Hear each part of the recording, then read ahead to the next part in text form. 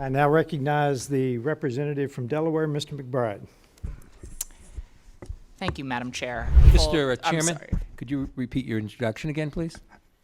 Yes, we have set the Representative. standard on the floor of the House, and I'm simply. What is that standard, Mr. Chairman? The Would you standard- repeat what you just said when I- you introduced a duly elected representative from the United States of America? Please. I will. The representative from Delaware, Mr. McBride. Mr. Chairman, you are out of order. Mr. Chairman, have you no decency? I mean, I've come to know you a little bit, but this is not decent. We will continue this You hearing. will not continue it with me unless you introduce a duly elected representative the right way.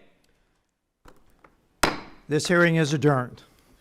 The purpose of this hearing is to discuss the subcommittee's areas of jurisdiction for State Department reauthorization, which includes the Bureau of European and Eurasian Affairs, the Bureau of Arms Control, Deterrence and Stability, and the Bureau of International Security and Non-Proliferation. I now recognize myself for an opening statement. I want to begin by welcoming both members and witnesses to the Subcommittee on Europe's first hearing on State Department reauthorization. Under the leadership of Chairman Mast, each subcommittee has been assigned different bureaus from across the State Department in order to conduct oversight, explore potential reforms, and to ultimately authorize the bureaus into law. It has been a while since reauthorization was accomplished, and I look forward to working with colleagues on both sides of the aisle as we move through this important process. It is essential that Congress takes up its responsibility to authorize a State Department that is fully able to execute the mission of making the United States a safer, stronger, and more prosperous country. As this is our first hearing on this subject, I'm going to provide a brief introduction to the State Department bureaus this subcommittee will be overseeing in the 119th Congress. The Bureau of Arms Control, Deterrence and Stability, also known as ADS, is responsible for diplomatic efforts to increase stability, reduce the risk of unintentional escalation, and prevent conflict. This includes promoting the stability and control of emerging military technologies, including AI and quantum computing, and upholding bans on chemical and biological weapons. ADS also leads negotiations on nuclear arms control and represents the United States in multilateral forums addressing WMD challenges, originally created as the Bureau of Verification and Compliance in 1999. The Bureau's position of Assistant Secretary of State is authorized in statute, and only that one position. Next, we have the Bureau of International Security and Non-Proliferation, or ISN, which is the mission of preventing the spread of WMD, delivery systems, and advanced conventional weapons capability. Additionally, ISN works to protect U.S. critical and emerging technology and promotes the peaceful uses of nuclear energy, science, and technology. The Bureau was formed in 2005 by then Secretary of State Condoleezza Rice through an agency reorganization effort that combined the Bureau of Non-Proliferation and the Bureau of Arms Control. The Bureau of International Security and Non-Proliferation is currently not authorized in statute by Congress. The Bureau of European and Eurasian Affairs, or EUR for short, is responsible for developing and implementing U.S. foreign policy in Europe and Eurasia. The Bureau promotes U.S. interest in the region on issues such as international security, NATO, cooperation with the European Union and other regional organizations, support for democracy, human rights, civil society, economic prosperity, non-proliferation, and counterterrorism. One of the key missions of the Bureau is the planning, coordination, and delivery of assistance to the region. As members of Congress, it is our duty to ensure that every tax dollar spent abroad is achieving U.S. strategic objectives. Like ISN, the Bureau for European and Eurasian Affairs is not authorized in statute. Finally, I want to note that the subcommittee also has jurisdiction over the Bureau of Cyberspace and Digital Policy, as well as the Export-Import Bank, but these will not be the subject of today's hearing. One of the three bureaus we are discussing today, only one is explicitly authorized, and that only partially. Without clear and concise instruction from Congress through a State Department reauthorization, the legislative branch of government invites the executive to have broad powers to shape the structures, personnel, and mission of agencies. It is my belief that a stronger State Department requires clear legislative guidance from the Congress. As the committee moves through this reauthorization process, the experience and insights from our witnesses today will help guide us in working to build a more efficient and effective State Department. I look forward to hearing your testimony and recommendations. The chair now recognizes the ranking member, the gentleman from Massachusetts, Mr. Keating, for any statement he may have. Thank you, Chairman Self, and thank you for our witnesses being here today. The arms control, nonproliferation, the U.S. foreign assistance to Europe has been at the heart of U.S.-led world order since the end of the Second World War, beginning with President Truman in 1948. The Marshall Plan brought more than $13 billion in investments to European economies, provided the U.S. with significant influence in Europe, and solidified the transatlantic alliance that we all benefit from today. Also born out of the triumph of the Second World War, a modern-day arms control and nonproliferation regimen that's enabled the United States and its adversaries, such as the then Soviet Union, to work together and reduce the risk posed by nuclear weapons. I remember a time where every American feared for their lives during the Cold War, and literally when I had a neighbor a couple of streets over who built a bomb shelter in his yard. The Bureau of International Security and Nonproliferation, as well as the Bureau of Arms Control, Deterrence, and Stability, are critical to ensuring Americans never again live with this fear. But we didn't come here today to discuss history. We came here today to talk about the future of arms control, international security, and foreign assistance to Europe. The Trump administration has said it's pursuing a foreign assistance agenda to make America stronger, safer, and more prosperous. Ostensibly, this includes countering the malign influence of Russia and China. Our foreign assistance to Europe does that.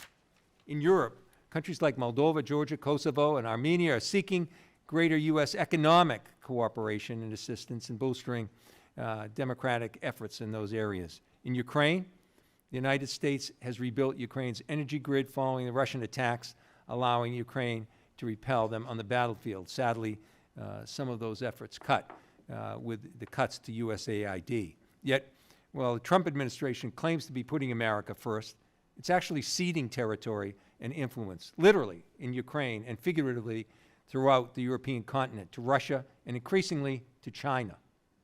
If the Trump administration was serious about pursuing its stated goals of making America stronger, safer, and more prosperous, restoring all congressionally appropriated foreign assistance funding to our allies in Europe would be the first step in that direction.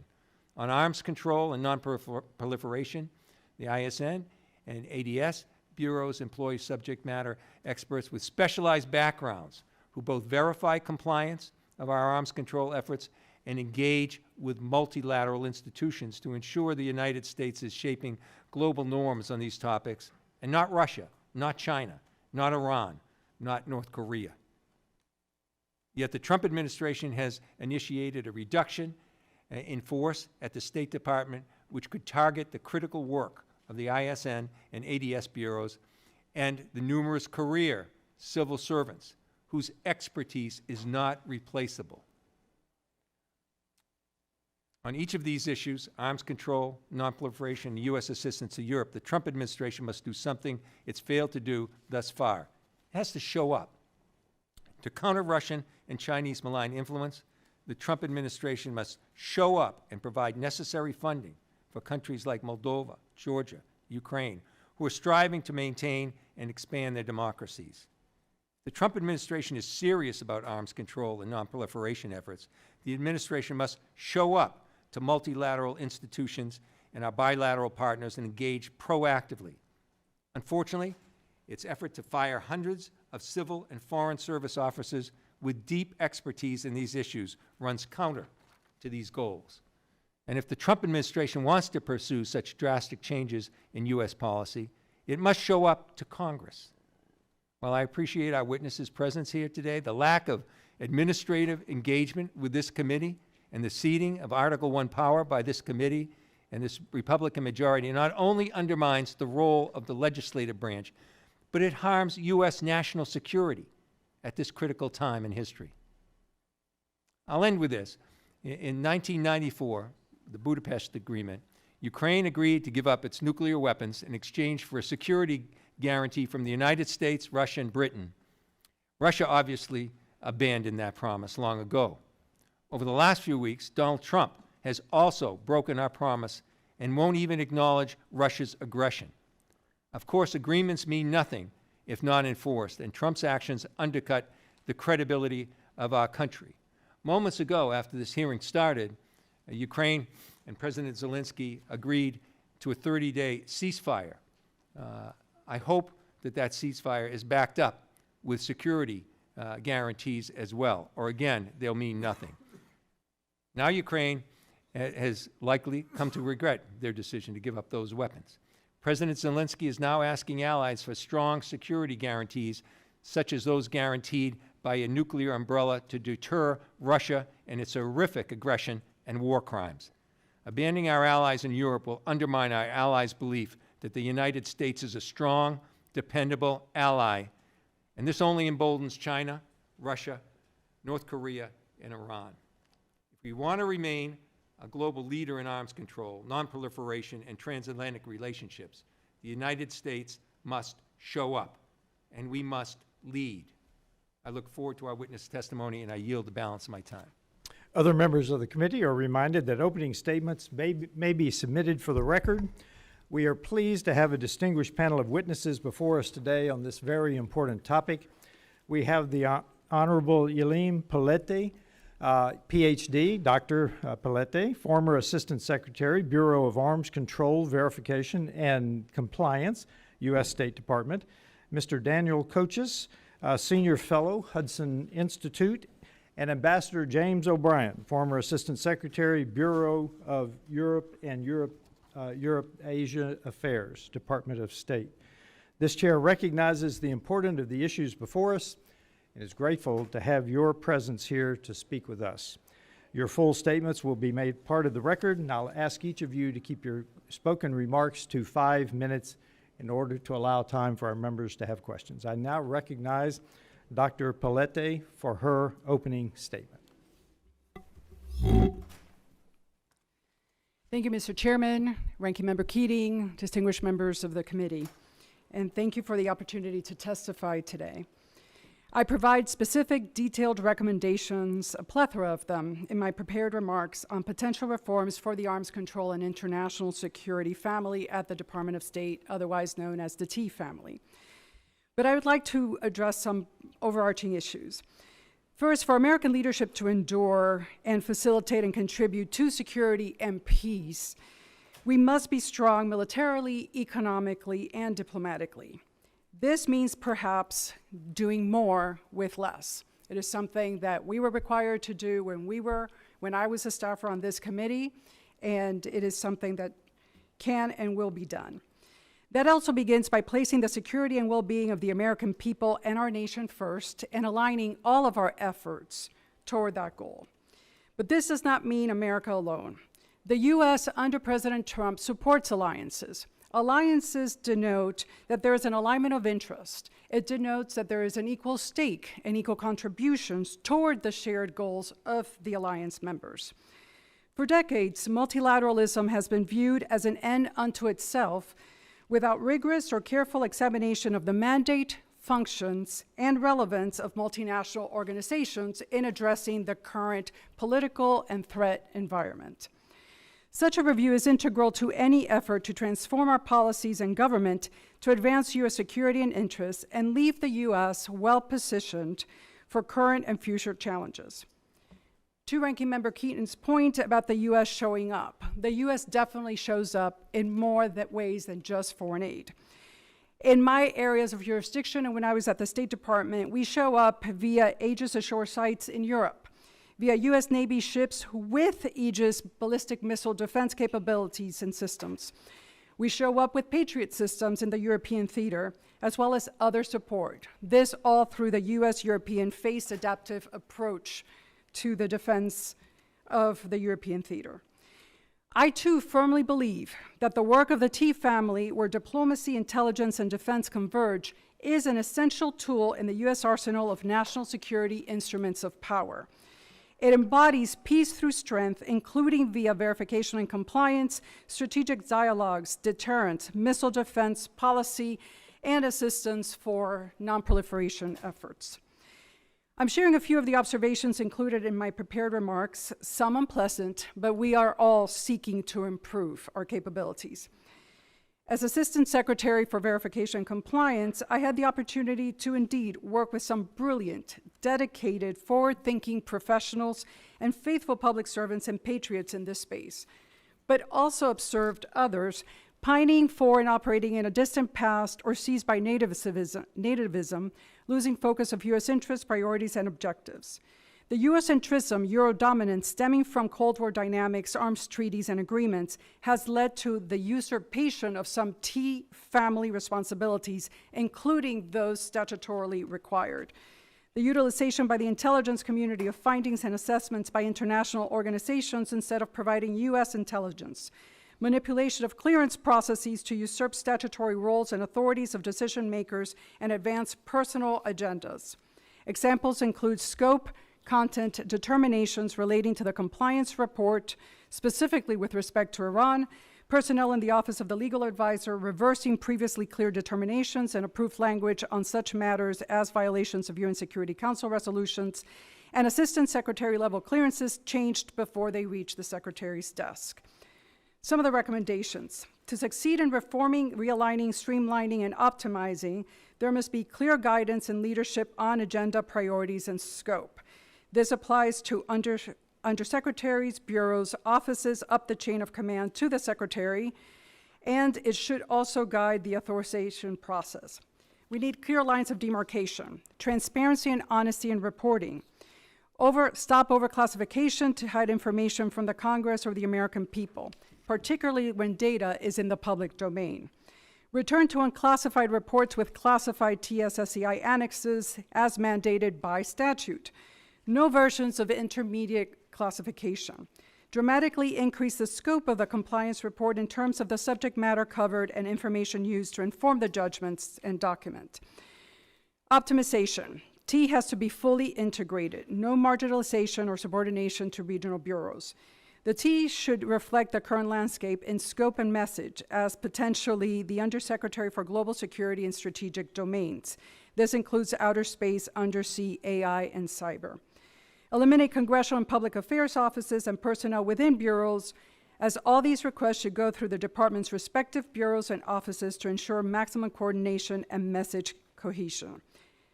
Bring matters pertaining to the Antarctic Treaty, Arctic Affairs, Artemis Accords given based on the Outer Space Treaty, space traffic management already handled by the ADS Bureau, the ESC office of that bureau, to a revamped and renamed ADS Bureau. Funds and assistance programs should be consolidated into one dedicated office, not an additional office, but one office dedicated to such funding and oversight, similar to regional bureaus. Other eliminations, consolidations, and reductions, including in structure, personnel, and functions, are included in my prepared testimony. In sum, we are being called to do what is right and necessary, not what is easy or popular. I look forward to your questions and to working together to make the Department of State, foreign policy, and programs more efficient, and in the hope of ushering in a new era of American leadership and greatness while advancing security and peace for the U.S., the American people, and worldwide. Thank you, Mr. Chairman. Thank you, Dr. Poblete. I now recognize Mr. Kochis as his opening statement. Thank you. Thank you. Good afternoon, Chairman Self, Ranking Member Keating, and distinguished members of the subcommittee. Thank you for the opportunity to testify before you today on this important topic. My name is Daniel Kochis. I am a senior fellow in the Center on Europe and Eurasia at the Hudson Institute, and I'm grateful for the opportunity to offer my testimony this afternoon. Please note that the views I express in this testimony are my own and should not be necessarily construed as those representing the Hudson Institute. The last comprehensive foreign relations reauthorization bill, was enacted into law over 20 years ago. At that moment, Vladimir Putin had only been in office for 2 years. It would be 3 more before he gave voice to his belief that the collapse of the Soviet Union was the greatest geopolitical catastrophe of the century. The invasion of Georgia and Ukraine, the annexation of Crimea, and Moscow's systematic shadow war against the U.S. and its allies waited in the future. In 2002, Russia was in fact the 4th largest recipient of U.S. foreign aid, receiving nearly $1/4 of U.S. dollars dispersed that fiscal year in the Europe and Eurasia region. The U.S., still reeling from the 9/11 attacks, had successfully convinced allies to deploy alongside us to Afghanistan. The push to focus NATO on out-of-area operations was underway, a decision that in retrospect has proven foolish and from which Europe continues to recover. In 2002, we retained a unipolar moment. The year following, the Chinese Navy counted 128 vessels, 100 less than the United States. Today, China is the world's largest navy with 370 ships and submarines. The world was still 11 years away from the launch of the Belt and Road Initiative, China's plan for massive infrastructure investment in order to link Beijing economically and politically to key global regions, including prominently in Eastern Europe. Today, the world is a very different place. As Congress undertakes this reauthorization effort, the watchword I believe should be at the forefront of your minds is competition, principally against our great power adversaries, China and Russia. Reorienting State Department resources for the current era of great power competition is a necessary task which will help steer U.S. policy toward accomplishing the most important outcomes. Prying one great power adversary from the other is, in my view, simply not possible. The shared Sino-Russian goal of insulating their illegitimate regimes and forcibly bringing an end to the Western-led global order and, by extension, decreasing U.S. power and influence has bonded Beijing and Moscow in a way which U.S. diplomacy will be unable to overcome. Therefore, we simply need to compete. This being a competition the U.S. cannot afford to lose, we must leverage every tool in our arsenal to maximize our advantages. One of those more potent tools we have is foreign aid. When thinking through this assistance, the driving factor should always be the question, does this advance U.S. national interests?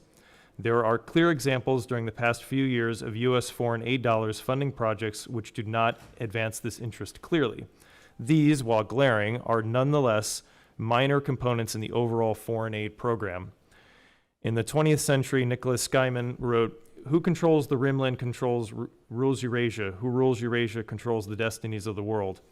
Today, this Rimland, which includes the majority of continental Europe, is hotly contested. It is more important than ever that the U.S. remain active in the region, with the State Department focusing its efforts on 3 key areas. Those where U.S. support is crucial, those where the U.S. has a strong comparative advantage, and finally, geographic areas or points of interest where they are on the cusp of magnified significance.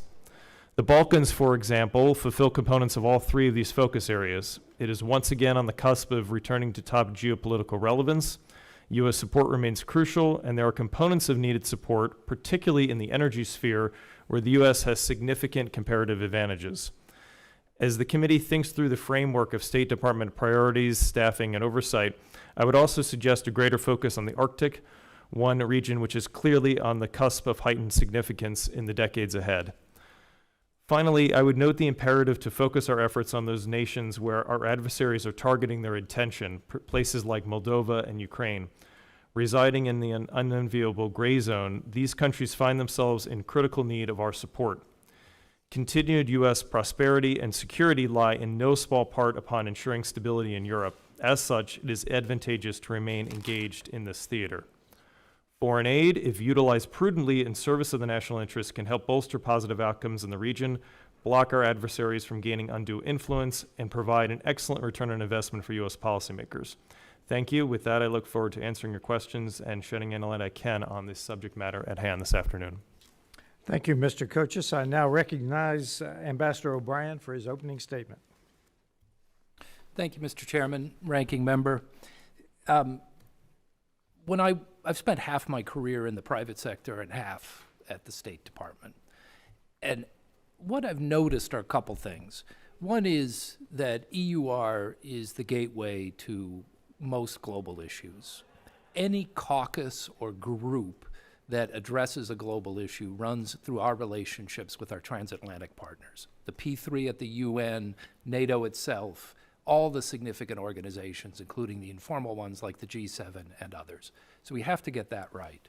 That's why EUR ends up doing silly measurements, like much more than half the paper that goes to the Secretary of State, because it's that relationship that's the bedrock of all other functions in the State Department.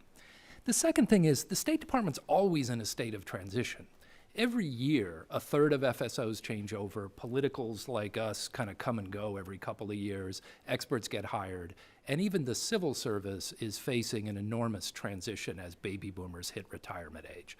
So the impact of that is that it's pretty easy to get your priorities in place in the State Department without a lot of barking like an angry dog about how the workforce is wrong. And I think what it takes is clear leadership, a set of criteria, and an approach that makes sense to the American people and that workers can follow. And I fear, frankly, Mr. Chairman, we don't have that now. Four points. One of them just goes to what's the role of this process? So Secretary Rubio and Mr. Musk seem to have settled their disagreement by agreeing that now 83% of AID contracts can get canceled. And as always, the powerful have settled their dispute on the backs of people without voices. So there's American farmers waiting on $2.6 billion of payments by AID, and those have been disrupted. I don't know if they'll be paid. There are tens of millions of people depending on healthcare and food that was delivered through AID projects. And now that they're not getting that, they're either going to die or they're going to migrate. This is the most effective border security program we've got, and we just took it to zero. Now, the most significant element of this, though, is that each of these projects came up, of course, to this committee and 3 other committees for approval before the money went out the door. And the Secretary of State has now said that this committee was wrong on $4 out of $5 in the foreign assistance account. That's a pretty poor batting average. And I think what we need to do is find some way in which the administration can make clear what it intends to spend money on so that this committee can reach agreement, and then the president can agree that he'll take care to follow the authorization law once it's enacted, as opposed to asserting a unilateral prerogative to impound the money. And as you go through that, I hope you ask 3 questions. One of them is, how does any restructuring advance the president's objectives? Just to take one example, on arms control, every major agreement has been led by the US, and much of that expertise sits in ADS. So if we just start firing people, we won't be able to accomplish the kind of reductions the president says he wants in nuclear weapons. Second major question, can we get others to spend more money? We talk a lot about burden sharing in the military capacity. Here are others. In Ukraine, the United States spent, the AID, about $350 million on Ukrainian agriculture. This contributed to tens of billions of dollars that Ukraine spent on its own military. It also led that $350 million to $2.2 billion in private sector investment by American companies. AID also spent the money to help Ukraine get this grain out. If we want access to Ukrainian critical minerals, those things are going to have to transit Poland, for the most part, and maybe Romania, 2 countries we're kind of alienating right now. So I don't understand how what we're doing allows us to get others to contribute more. Third major question is, are we mortgaging the future? Our kids are going to get rich or get poor based on developments in artificial intelligence, biomedical sciences, and energy efficiency. The Chinese are trying to write the global standards in those areas. If we stand with our European partners, along with Japan, Korea, and some others, we will be more populous, more wealthy, and more experienced at writing the global standards that our companies will sell into. If we try to do this on our own, sending others off to do it on their own, we fight China at a disadvantage. That's mortgaging the future. Another area is the defense industry. The supplemental appropriation for Ukraine spent more than $30 billion in US companies. Now, the Europeans are about to spend tens, maybe hundreds of billions 2/3 of which they would spend with U.S. companies, but they are going to direct it to their own companies. Those are jobs that will not be in your districts, even if American companies get European contracts. We're mortgaging the future. So I hope you can put those questions, and I hope the administration shows up to provide clear answers, because with that, it's easy to address the structural issues. Thank you, Mr. Chairman. Thank you, Ambassador O'Brien. I now recognize myself for 5 minutes of questioning. Dr. Poblete, does the current structure of the T family reflect the current threat environment while looking at the future to adapt to any authorities, structure, and programs that we need to change to address emerging threats?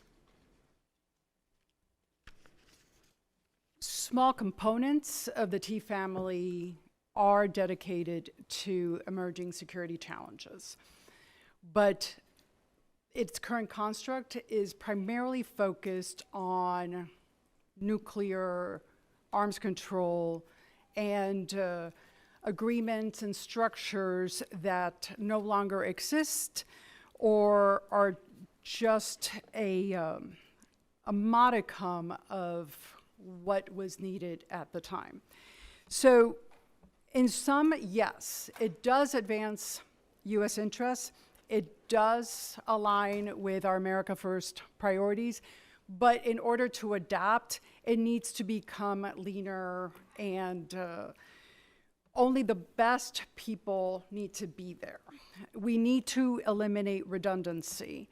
We need to, as I specified in my oral remarks and my prepared remarks, we need to avoid duplication, and that leads to waste of time, energy, and resources. So we need to have clear lines of demarcation. In our conversation prior to this hearing, you asked if it would be possible to merge the International Security Nonproliferation Bureau, ISN, with ADS, statutorily verification and compliance. My first instinct was we are able to, and I provide specifics, we are able to distill both bureaus down to perhaps 5 or 6 offices. We are able to consolidate functions that are overlapping among the offices in these bureaus. But I do caution, going back to statutory mandate and the history of the genesis of the Verification and Compliance Bureau and T, of the merging of negotiations, assistance, funds with the verification and compliance. When I worked on the committee with the former chairman Ross Leighton, Ranking Member Keating was very supportive of modifying the Atomic Energy Act and the pattern and the method in which we approve 1, 2, 3 agreements, nuclear cooperation agreements. I propose that that is valuable for ISN, but verification and compliance must be integrated into the verification and compliance of nuclear cooperation agreements as well, and ensure that there is accountability if there is cheating even on those civilian nuclear cooperation agreements, because they inform also all our efforts with respect to deterrence, defense, collaboration, partnerships, and the like. Okay, thank you. Dr. O'Brien, USAID, what does that stand for? Agency for International Development. Ah, I thought so. Agency for International Development. You gave us 2 examples of USAID providing money for Americans. I think that's one of the things that this committee will try to get to, although USAID is not in our portfolio, but I needed to address that. Okay. So, Mr. I'm sorry, I don't understand the tension, Mr. Chairman.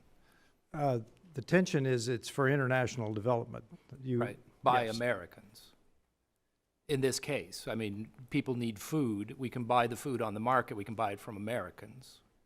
No, it's international development. We need to correct the USAID, and I think now Secretary of State Rubio intends to do that. Mr. Kochis, I have less than a minute. The Balkans are vital to this committee.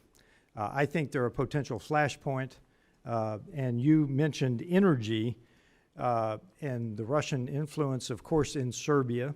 Can you elaborate on your view of how we become an energy partner? And you've got 30 seconds.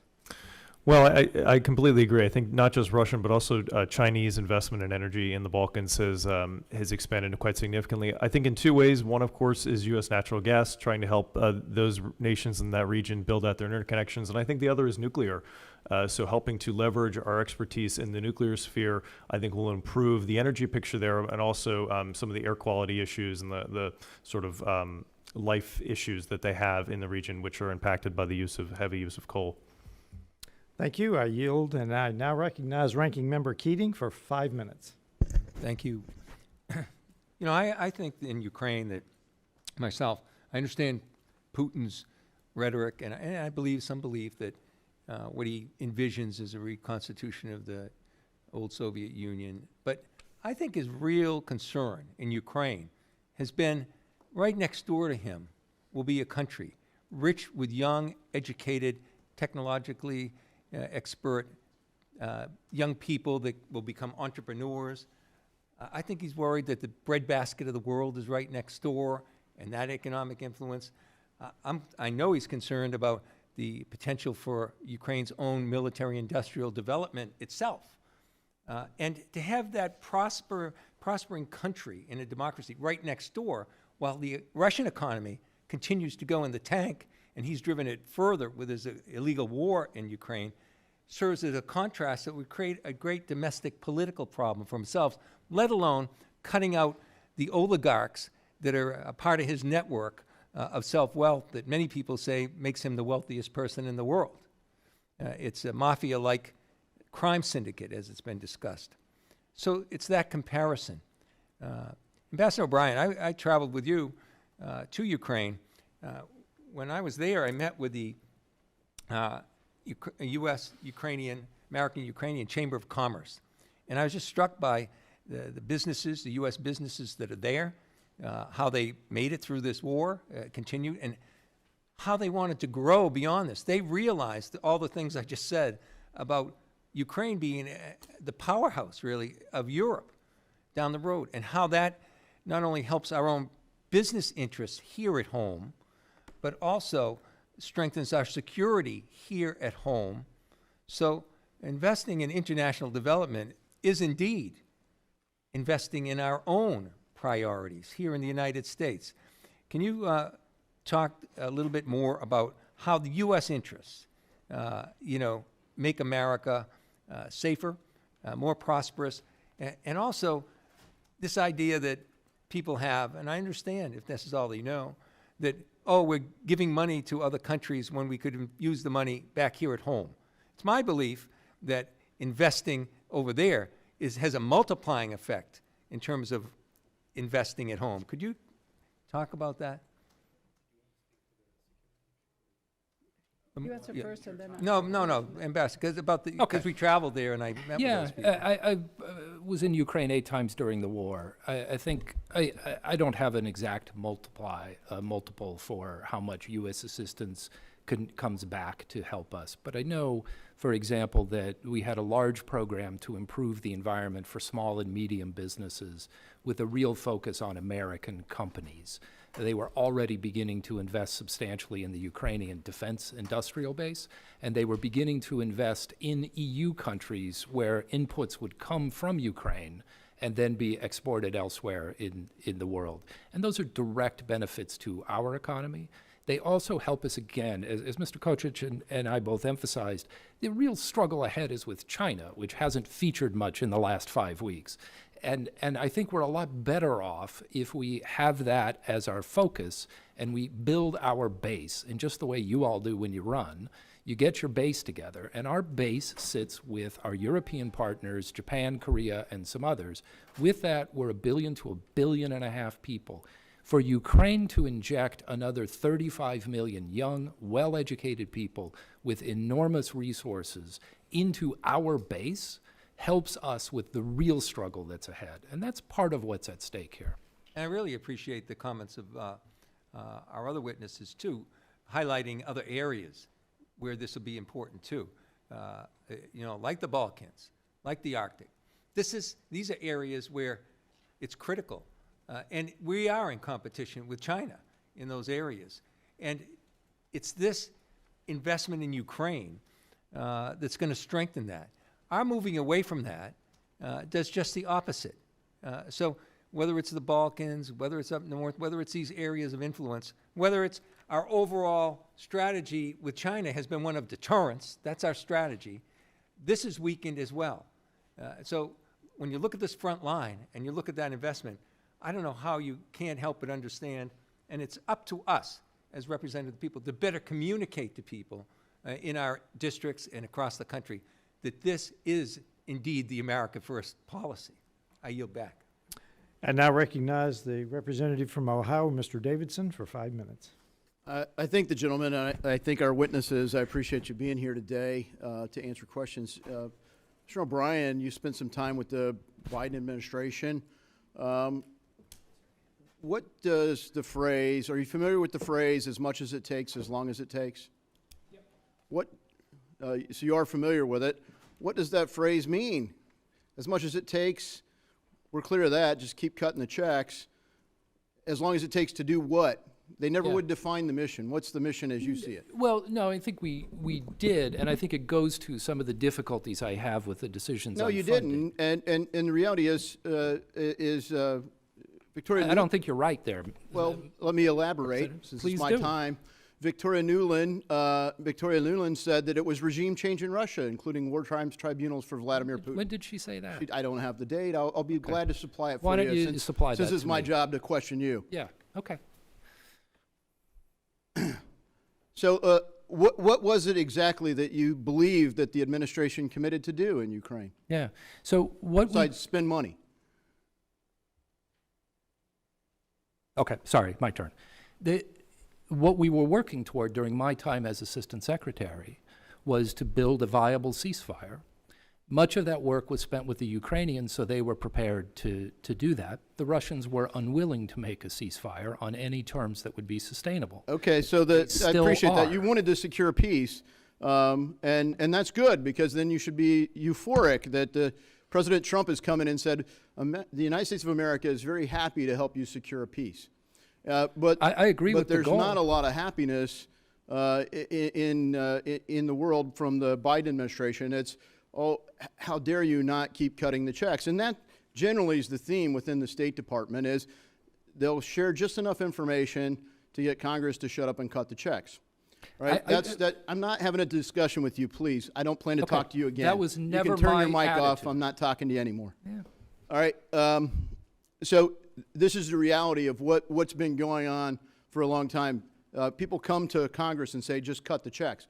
And frankly, what you see out of the European Union, we couldn't get them to cut the checks for a long time. You know, some of the smaller countries did contribute. A lot of countries contributed a little more, but your big countries like Germany continue to not meet their obligations under NATO. They gave statements about meeting their obligations, but they didn't meet their obligations to NATO. And now that Donald Trump has said, all right, fine, you'll find out. You're not ready for peace? Go ahead. Suddenly, the Europeans have found the resolve to spend money. I just want to share a quote from Irving Kristol, a godfather of the neoconservative movement. He said in 1983, well before the end of the Cold War, he said, quote, "If we have learned anything from the NATO experience of the last 30 years," that was, in 1983, "it is the rediscovery of an old truth. Dependency corrupts, and absolute dependency corrupts absolutely.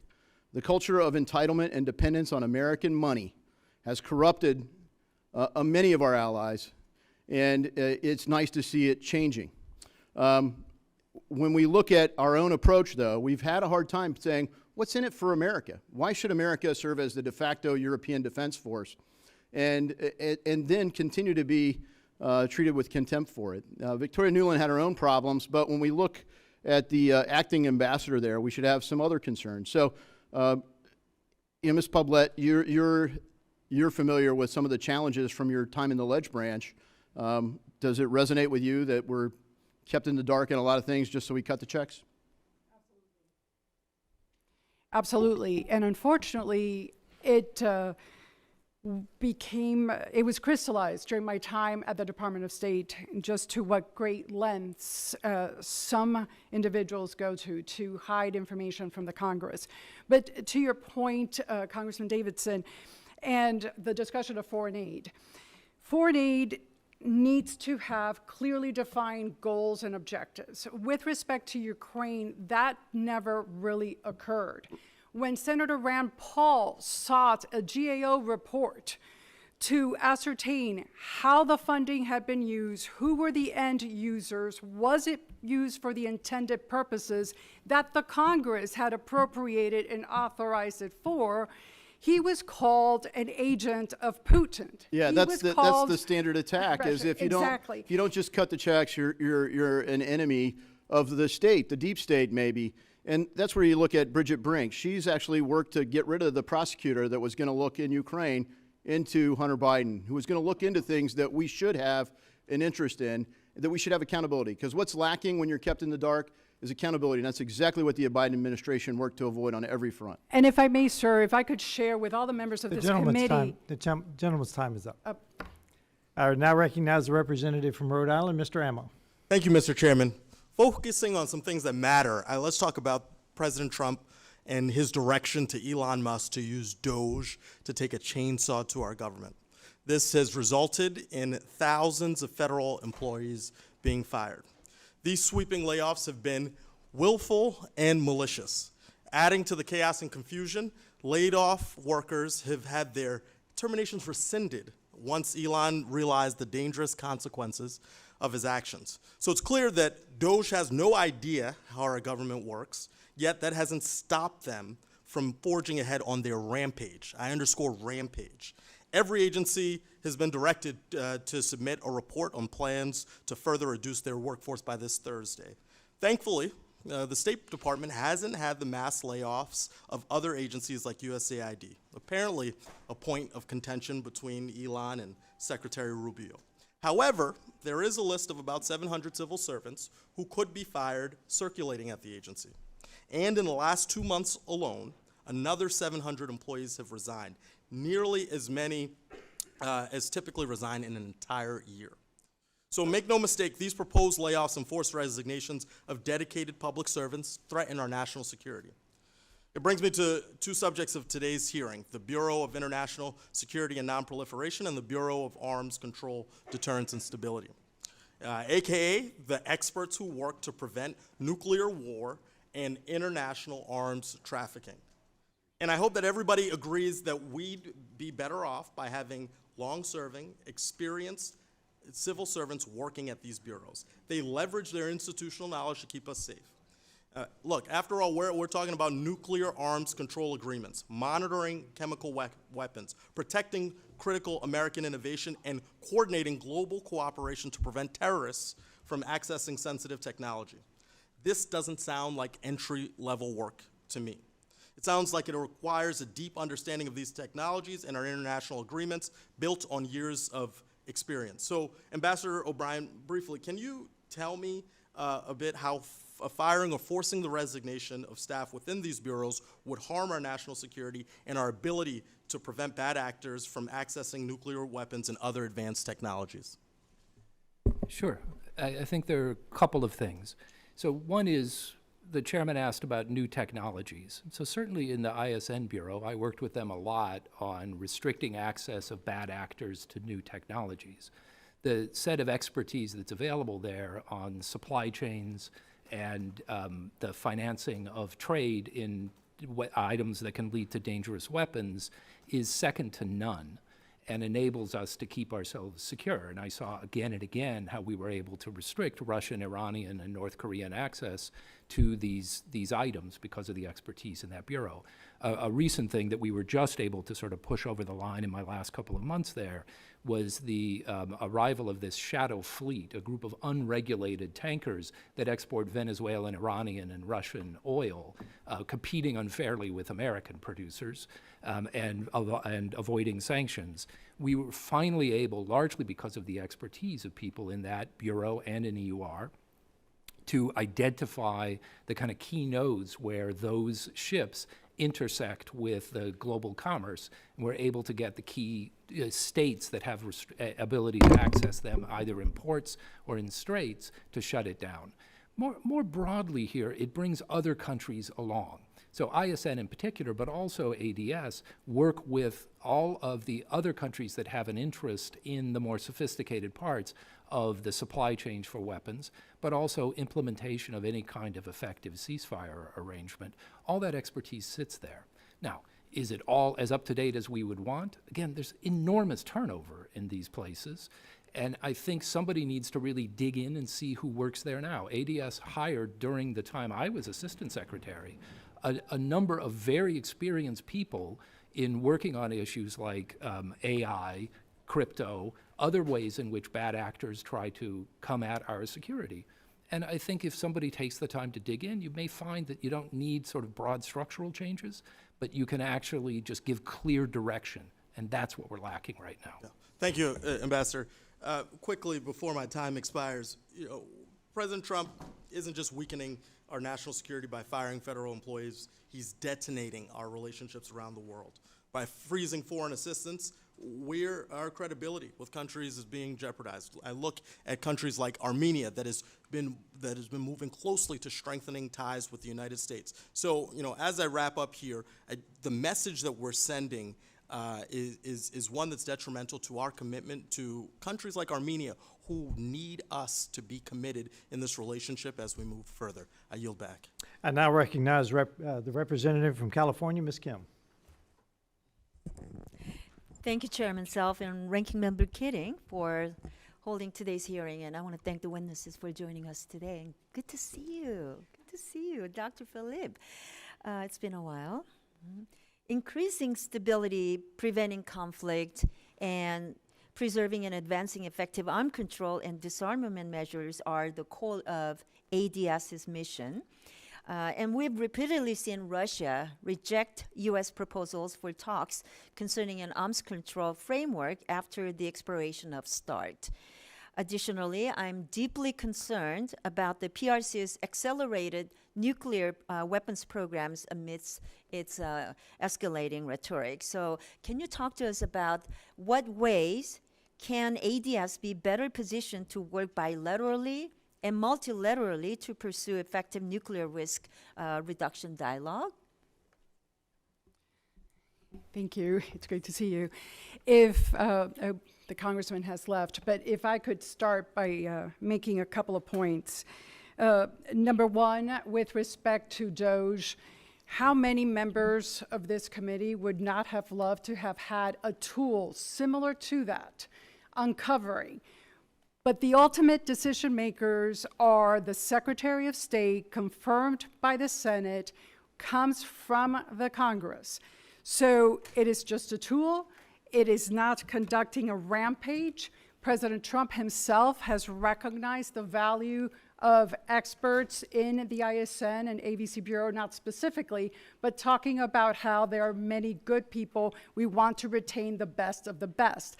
But that does not mean that these two bureaus require over 300 individuals to keep the very best, the most knowledgeable experts to engage in negotiations of arms control, nonproliferation, and disarmament agreements and treaties. Not to be redundant, but is there a certain line of technical or scientific expertise that would prove beneficial if added to ADS? We have the current technical, military, intel, and scientific expertise. Ironically, and that's part of my recommendations, ironically, these bureaus are overwhelmed by policy experts, by messaging experts. So if we were to reduce the personnel and reduce the scope to those who have the hands-on expertise overseen by policy and expert negotiators, that would go a long way to being more efficient and more successful in our arms control, nonproliferation, and disarmament negotiations. Thank you. And you also mentioned in your testimony that about the Eurocentrism and Euro-dominance stemming from Cold War dynamics, arms treaties and agreements has undermined some T-family responsibilities relating to verification and compliance. So what can be done to ensure this trend does not continue? Again, the Tease family and the undersecretary needs to be treated equally to her P counterpart, for example. And statute must be the overarching guide, which means, according to the congressional report, not just the statute, but congressional intent made it clear that no regional bureau was to supersede determinations made by the Verification and Compliance Bureau when it came to those functions. And further, with respect to the reference to sanctions and Treasury, that intelligence is actually gathered primarily by the Department of the Treasury. And all bureaus at the Department of State are engaged in those determinations to impose sanctions. But with respect to the Euro dominance and Eurocentrism, if we want to counter China, as we did in the 45th administration and as we want to do again now, yes, a lot goes through Europe just because historically that is the case, but we cannot overly focus on just Europe. To counter China, we must empower every regional bureau and every bureau of the Department of State using all elements of U.S. power, not just those going through Europe. Chairman, I have a few more questions, but I'm running out of time. Do I have? We'll have a second round. I now recognize the representative from Nevada, Madam Titus. Thank you, Mr. Chairman. Well, like some of my colleagues, I'm appalled by Trump's actions to freeze all of U.S. foreign aid, abandon the USAID working professionals around the country and their families, and dismantling the federal workforce generally. These steps have led to unnecessary deaths for those people who count on programs that we have been involved with in health care. They have financial hardship and uncertainty for our Foreign Service officers and diminished U.S. credibility. I've just met with some representatives from Europe earlier today, and they're kind of appalled. They don't really know how to react to having someone who's been their friend now not only not be a friend, but possibly be an enemy. I'm particularly concerned about the rolling back of democracy programs that existed with USAID. You know, we were there to support countries where there were new democracies that were building and established democracies that were backsliding. We built vibrant civil society communities. We backed up the free press. We not only were supporting our own values, but we were backing up China and Russia, and if we're not there, they're going to step in to fill the void. The Republicans love to do a list of the things that USAID does that they hate, so I'd like to do a list of some of the pro-democracy programs that have been eliminated or frozen. Program to support Belarus democratic leaders in exile, advancing Belarus democracy. Program funding election monitoring in Kosovo, advancing digital democracy in Serbia, promoting the development of independent professional media in Moldova, fostering more responsive governance in Armenia, boosting civil society engagement in Georgia, supporting political pluralism in Bosnia-Herzegovina. These are the kind of programs that are our soft power, that we not only further the values that we have, but it also helps our national security. And if we don't believe that, the minute these were frozen, you saw Bruno Rodriguez praising this, Medvedev saying, oh, this is great, applause around the world for us being gone so they could step in. So that's what I'd like for us to address. And I'd ask you, Mr. O'Brien, looking at the Western Balkans, there have been a lot of programs there that have been terminated, and not just those that were focused on democracy like I mentioned, but some things like promoting energy security, combating corruption, strengthening critical infrastructure. Could you talk a little bit about how Russia will see it as an advantage if we're not there with those programs? Yeah, it already does. So Russia supplies a critical amount of gas, less and less, to Serbia and on into Bosnia and elsewhere. The Serbs have announced they would like to get to 0, but for that to happen, they need American natural gas to become available. That will come either through a pipeline that runs up from basically Greece through North Macedonia, or it would come through a pipeline that runs through Croatia and across Bosnia. Now, that pipeline is stuck because of corruption, which is tied to 2 local leaders, one of whom actively presents himself as the local affiliate of the administration and is actively trying to get out from under sanctions because of his corruption. So we're now eliminating the programs that will clear the way for America to become a reliable energy supplier and free these countries from Russian influence. I have trouble seeing that as an America First agenda. I completely agree. Well, how about Moldova, things that are happening in Moldova? Would you address that? Yeah, so Moldova, like a lot of countries from Central Asia all the way across to the Black Sea, these countries want much less Russia. They see this as their chance to get out from under. And in Moldova, there was a small enclave that Russia used to run guns and money laundering operations out around the world. That has become incredibly weakened as a result of the last few years of sanctions.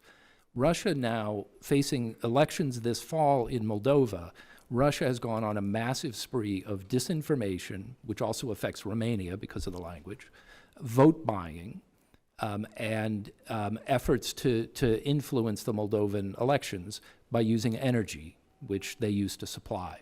So we were building networks to get into Ukraine and also providing the ability for Moldova to generate its own power, but also run power in from Europe. Much of that's gone now, and we're going to leave Moldova at the behest of Russia, which will reinstate its gun-running, thug-running operation again. Again, not in our best interest. Thank you. I yield back. I now recognize the representative from Delaware, Mr. McBride. Thank you, Madam Chair. Ranking Member Keating, also wonderful. Mr. I'm Chairman, sorry. could you repeat your introduction again, please?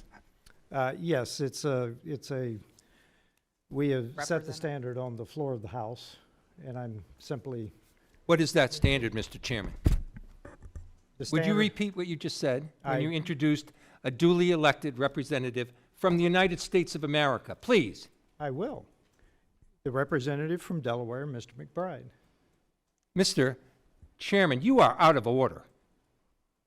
Mr. Chairman, have you no decency? I We mean, will- we will- I've come to know you a little bit, but this is not decent. We will continue this You hearing. will not continue it with me unless you introduce a duly elected representative the right way. This hearing is adjourned.